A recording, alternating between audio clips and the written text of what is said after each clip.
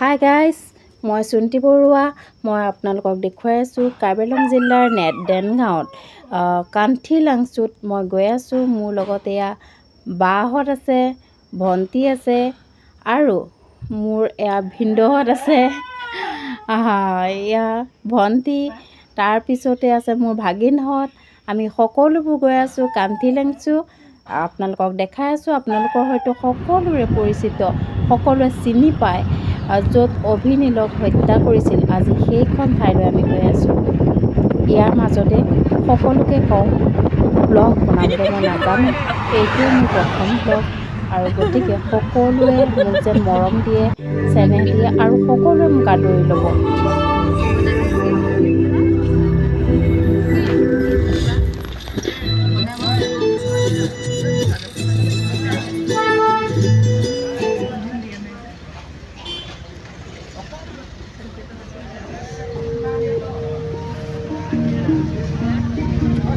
এয়া দেনগাঁও বজাৰ।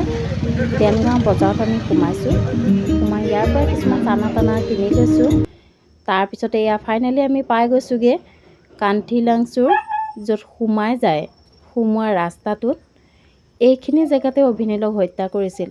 আমাৰ অসমৰ সন্তান গায়ক, তেওঁলোকে যি আমেজ ল'বলৈ গৈছিল, কাৰ্বি আংলং জিলাৰ পাহাৰীয়া যিটো আমেজ, সেই আমেজ অনুভৱ কৰিবলৈ গৈ তেওঁলোকে হত্যা হৈছিল। এয়া গৈ পাই আছোঁ। সঁচাকৈ বহুত মনোৰম দৃশ্য, পাহাৰীয়া অঞ্চল, বহুত ভাল লাগে। আপোনালোকো যাব বুলি আশা থাকিল। আমি আহি কান্থি লাংচু এতিয়া পাই গ'লোহি। আমি আহি আছোঁ, এতিয়া খোজকাঢ়ি আছোঁ।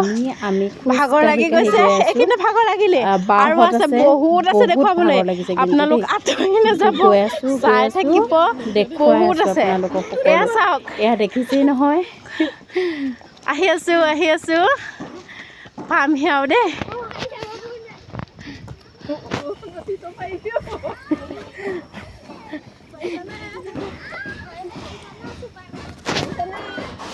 পাই গ'লোঁ। এয়া মনোৰম দৃশ্য চাওকচোন।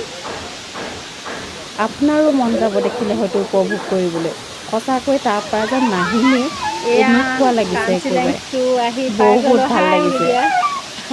হাই, বাহঁতৰ একে ফটো উঠাৰ দৃশ্যই বেলেগ। চাওকচোন, বা ভণ্টি ভাগিন সকলোৱে কেনেকৈ একেবাৰে ফটো উঠি একদম মানে ক'ব নোৱাৰা হৈ গৈছে। তাতে 4জনী বাই ভনী একেলগে লগ পাইছোঁ। লগ পাই এনেকুৱা এটা পাহাৰীয়া অঞ্চলত গৈ আমি এনেকুৱা এটা দৃশ্য উপভোগ কৰিবলৈ পাইছোঁ। সকলোৱে নিজৰ মোবাইলত ব্যস্ত।